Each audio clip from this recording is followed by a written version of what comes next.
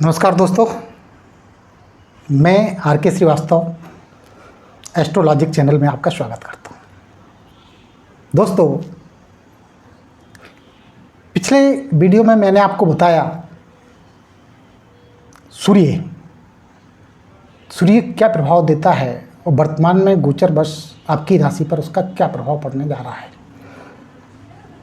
अब मैं आज आपको बताने जा रहा हूँ बहुत ही इंटरेस्टिंग, बहुत ही रोमांटिक, बहुत फैशन प्रस्त ग्रह शुक्र के विषय में। शुक्र का नाम सुनते ही लोगों में एक प्रसन्नता की लहर दौड़ जाती है। शुक्र को वीनस भी कहते हैं, इंग्लिश में से वीनस ही कहा जाता है। क्यों? शुक्र ऐश्वर्य का कारक है, मान सम्मान का कारक है, सुख साधनों का कारक है, फैशन, डिजाइनिंग, कंस्ट्रक्टिव वर्क, रचनात्मक कार्य, भोग विलास, लव एंड रोमांस, यानी कुल मिला के जितने भी लग्जरियस चीज़ें हैं, जितने भी एंटरटेनमेंट या मनोरंजन वाली चीज़ें हैं, जितने भी हमें अच्छी लगने वाली चीज़ें हैं, चाहे वो हमारे कपड़े हों, हमारी सुख सुविधाएं हों, साधन हों, हमारी मानसिकता हो, वो सब शुक्र के कारक में आता है। और सबसे बड़ी बात यह है कि यही शुक्र है जो लक्ष्मी का भी कारक है। यानी शुक्र अच्छा है तो लक्ष्मी जी भी प्रसन्न। लक्ष्मी जी प्रसन्न तो यानी आपके पास में डॉलर, रुपए, पाउंड सभी आना पॉसिबल होता है। खैर, शुक्र के विषय में एक बात और बता दूं कि जैसे आपने सुना होगा चाणक्य नीति, ऐसे ही शुक्र नीति है। शुक्र बहुत ही नीति कारक ग्रह है। एक्चुअली जिस प्रकार गुरु देवताओं के ग्रह हैं, देवताओं के गुरु हैं, एक प्रकार से देखा जाए जिस प्रकार बृहस्पति ग्रह देवताओं के गुरु हैं, उसी प्रकार शुक्र ग्रह दानवों या दैत्यों के गुरु हैं। शुक्राचार्य ही एक ऐसे आचार्य हैं जिन्हें मृत संजीवनी विद्या प्राप्त है, अर्थात कि ये मरे हुए व्यक्ति को भी जीवित करने का सामर्थ्य रखते थे, ज्ञान रखते थे। और जब इतना अच्छा ग्रह अपनी राशि परिवर्तित करता है, यानी कि अपने एक रूटीन ट्रांजिट में एक राशि से दूसरी राशि में जाता है, तो उसका प्रभाव भी हर राशियों पे अलग अलग पड़ता है। अमूमन शुक्र ग्रह एक ऐसा ग्रह है कि जो सभी राशियों पे, भले ही वो उसके चाहे शत्रु की राशियां हों या मित्र की राशियां हों या सम राशियां हों, अपेक्षाकृत अनुकूल या उदासीन प्रभाव देता है। नेगेटिव प्रभाव होते हैं, बहुत कम होते हैं। खासकर ये रोग ऋण वगैरह के मामले में नेगेटिव प्रभाव देता है, डायबिटीज़ वगैरह दे देता है। बाकी पॉजिटिव प्रभाव ही इसके देखने को मिले। तो ये शुक्र ग्रह 17 जुलाई 2021 से 11 अगस्त 2021 तक सिंह राशि में प्रवेश करने जा रहे हैं। और सिंह राशि है सूर्यदेव की राशि, यानी स्वयं राजा के घर में ऐश्वर्य के कारक, भोग विलास के कारक शुक्र जा रहे हैं। तो राजा के घर में भोग विलास के कारक शुक्र का विभिन्न राशियों पर क्या प्रभाव होगा, आज हम आपको इस विषय में बताने जा रहे हैं। सभी राशियों पे अच्छा प्रभाव ही आमतौर पर ये देते हैं। फिर भी यदि किन्हीं राशियों पे इसके प्रतिकूल या उदासीन प्रभाव हैं, तो उसको हम अपने अनुकूल, अपने व्यवहारिक दृष्टिकोण से, व्यवहारिक कार्यों से कैसे बूस्ट करें, ये भी हम आपको बताएंगे। तो सबसे पहले जानते हैं मेष राशि। मेष राशि में शुक्र जो है धन, कुटुंब, वाणी तथा सप्तम यानी कि लाइफ पार्टनर, बिजनेस पार्टनर और डेली रूटीन वर्क, इस भाव के स्वामी हैं। और ये आगे कहा बुद्धि भाव में, विद्या, बुद्धि, संतान। तो स्वाभाविक है कि यदि आपको धन चाहिए, कुटुंब सुख चाहिए, वाणी में सामंजस्य चाहिए, लाइफ पार्टनर, बिजनेस पार्टनर का लाभ चाहिए, या उनका सहयोग चाहिए, या उनसे लाभ चाहिए, क्रिएटिव्स काम करना है, तो शुक्र इस समय आपको बहुत ही पॉजिटिव स्थिति में बैठे हुए हैं और ये आपको इन सब चीज़ों में बहुत सफलता दिलाने वाले हैं। और यदि कोई प्रतिकूल स्थिति आती है, यानी यदि आपकी मानसिकता भोग विलास या काम वासना वाली होती है, तो निश्चित मानिए कि शुक्र जो है आपका रचनात्मक प्रभाव देना बंद कर देंगे, क्योंकि आप उस विषय में सोच ही नहीं पाएंगे। शुक्र को कैसे अनुकूल करें वो हम आपको वीडियो के अंत में बताएंगे, तो अंत तक इस वीडियो को जरूर देखिएगा। नेक्स्ट राशि की बात करते हैं हम, उस राशि का नाम है वृषभ। तो स्वयं वृषभ राशि के स्वामी शुक्रदेव स्वयं ही। वृषभ राशि में शुक्र जो है वो लग्न भाव के और षष्ठ भाव के स्वामी हैं और आके बैठे हुए हैं सुख भाव में। सुख भाव में शुक्र का बैठना बहुत ही अच्छा माना जाता है, यानी हमें जो भी भोग विलास, चतुराई, भूमि भवन, मकान, वाहन का सुख इनकी दरकार होती है और इन सब के दाता भी शुक्र ही हैं, तो ये सब सुख हमें प्राप्त होते हैं। अब शुक्र यहाँ पे एक प्रतिकूल असर डालते हैं, वो है कि आपके शत्रु पक्ष आप पे हावी होने का प्रयास करता है। उस शत्रु पक्ष को अनुकूल कैसे करें ये आपको ध्यान रखना होगा। इसके बाद में हम नेक्स्ट राशि की बात करते हैं, उस राशि का नाम है मिथुन राशि। मिथुन राशि में व्यय भाव के स्वामी और विद्या, बुद्धि, संतान, ऐश्वर्य भाव के स्वामी शुक्र हैं, जो आपके पराक्रम स्थान में बैठे। यानी कि आपके एक्सपेंसेस अगर इन्वेस्टमेंट के रूप में हैं या आपकी बुद्धि सकारात्मक है, रचनात्मक है, कुछ गेन करने का विचार बना रही है, तो शुक्र इसमें आपको पूरा सहयोग करेंगे। यही नहीं, आपके धार्मिक विचारों में भी वृद्धि होगी, यानी शुक्र का ये गोचर आपको भी बहुत अच्छा जाने वाला है। नेक्स्ट राशि है कर्क। कर्क राशि चंद्रमा की राशि है, ये भी सौंदर्य प्रिय है और शुक्रदेव भी सौंदर्य प्रिय है।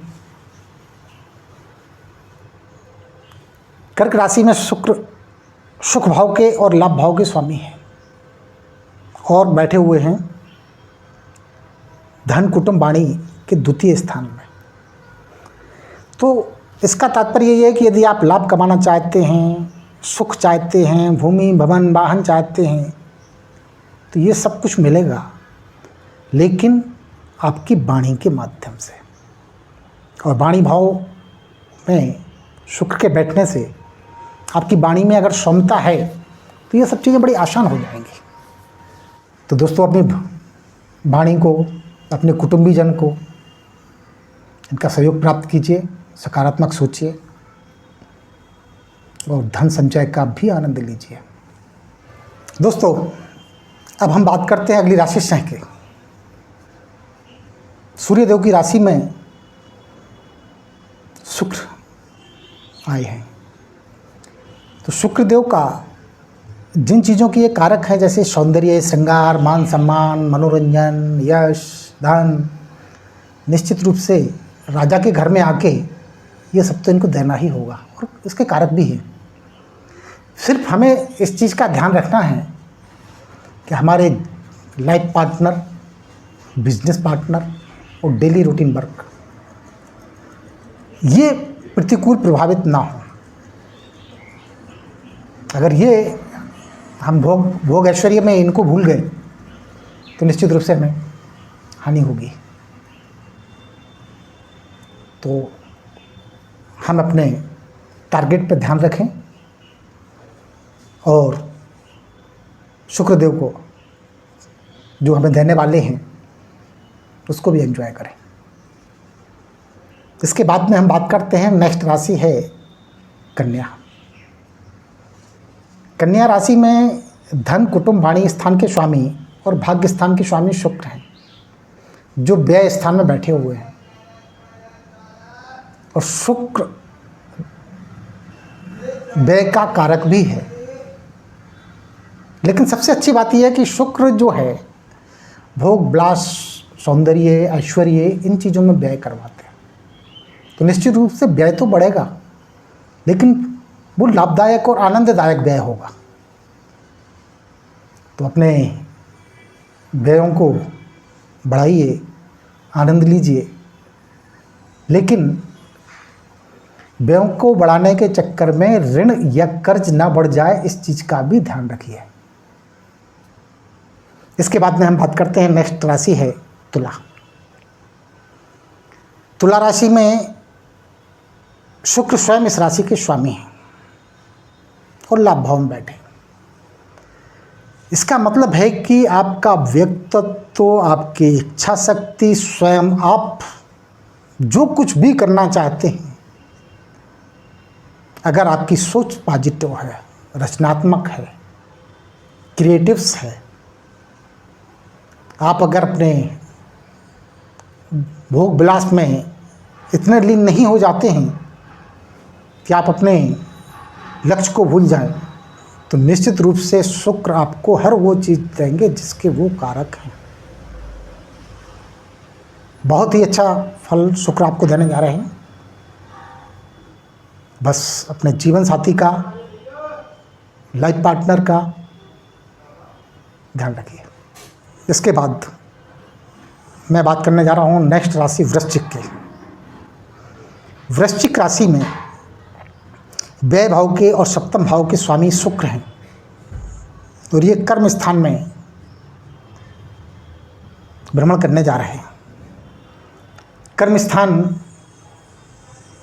में भ्रमण के दौरान आपको पिता से सुख, राज्य शासन सत्ता से सुख, सफलता प्राप्त होगी, लेकिन आपको अपने जीवन साथी या गृहस्थ जीवन में पूर्ण ध्यान देना होगा, अदरवाइज़ वहाँ हल्के फुल्के मतभेद पैदा हो सकते हैं। तो दोस्तों, इसके बाद मैं बात करूँगा धनु राशि की। धनु राशि जो बृहस्पति की राशि है, यानी कि देवों के गुरु बृहस्पति की राशि है। शुक्र का इस राशि के भाग्य भाव में भ्रमण निश्चित रूप से आपको भाग्य वृद्धिदायक होगा, क्योंकि है तो दोनों गुरु। और वर्तमान में सबसे प्लस पॉइंट ये है कि गोचर में भी इनमें परस्पर दृष्टि संबंध बना हुआ है, और ये दृष्टि संबंध आपको वो शब्द देने का सामर्थ्य रखता है जो आप पाना चाहते हैं, जिसके लिए आप प्रयास कर रहे हैं। तो आपकी राशि के लिए बहुत ही अच्छा है। आपको अपनी सफलता में आपके भाई बहनों का भी पूर्ण सहयोग प्राप्त होगा। एंजॉय कीजिए, लेकिन धर्म में आस्था बनाए रखिए। इसके बाद में नेक्स्ट राशि है मकर राशि का। तो कहना चाहिए एक पूर्ण योग कारक ग्रह ही है शुक्र। मीन्स विद्या, बुद्धि, संतान, सुख, ऐश्वर्य भाव का स्वामी, कर्म स्थान का स्वामी शुक्र ही है। और इस समय ये शुक्र आपके अष्टम स्थान, यानी जो आपका हिडन टैलेंट है, उसको उभारने के काम में लग गए।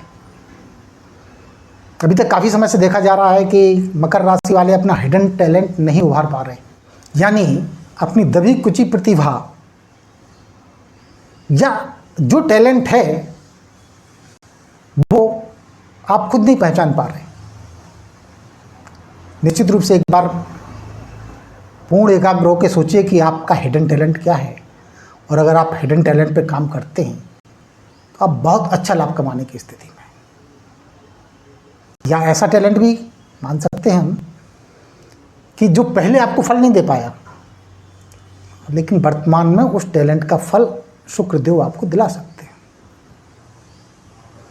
नेक्स्ट राशि की हम बात करेंगे तो वो राशि है कुंभ। कुंभ राशि में शुक्र सप्तम स्थान यानी कि लाइफ पार्टनर, बिजनेस पार्टनर और डेली वर्क के स्थान पर गोचर या ट्रांजिट कर रहे हैं। ये भाग्य भाव के स्वामी हैं, सुख भाव के स्वामी हैं, तो स्वाभाविक है कि जब ये बहुत ही अच्छे अच्छे भावों के स्वामी हैं, मीन्स एक प्रकार से कहना चाहिए राजयोग कारक, एकमात्र राजयोग कारक ग्रह हैं, और आपके कर्म स्थान में ये भ्रमण कर रहे हैं, तो आपकी क्रिएटिविटी को पंख लग जाएंगे। आपको बिजनेस पार्टनर का, लाइफ पार्टनर का कुछ मतभेदों के साथ ही सही पूरा सहयोग मिलने वाला है। तो शुक्र को एंजॉय कीजिए, शुक्र के रिजल्ट्स को एंजॉय कीजिए। दोस्तों, अंतिम राशि है मीन। मीन राशि में, जो कि बृहस्पति देव की राशि है, शुक्र छठे स्थान में भ्रमण कर रहे हैं, और ये शुक्र ग्रह जो है वो स्वामी हैं पराक्रम स्थान के, अष्टम स्थान के। तो यदि आपने आलस्य का त्याग किया, पुरुषार्थ से काम किया, तो निश्चित रूप से आपको भी शुक्र बहुत अच्छा फल देंगे। लेकिन यदि पुरुषार्थ की कमी रही, आलस्य रहा, तो आपको लेजीनेस भी दे सकते हैं। खैर दोस्तों, प्रत्येक ग्रह जब गोचर करता है तो स्वाभाविक है कि वो सभी राशि वालों को समान रूप से अच्छा या बुरा फल नहीं देता। कुछ लोगों को काफ़ी अच्छा फल देता है, कुछ लोगों को कुछ बुरा फल देता है। फिर भी शुक्र ग्रह एक ऐसा ग्रह है कि अगर ये नेगेटिव फल भी देता है तो इतने नेगेटिव नहीं होते हैं जिससे हम बहुत ज़्यादा त्रस्त हो जाएं।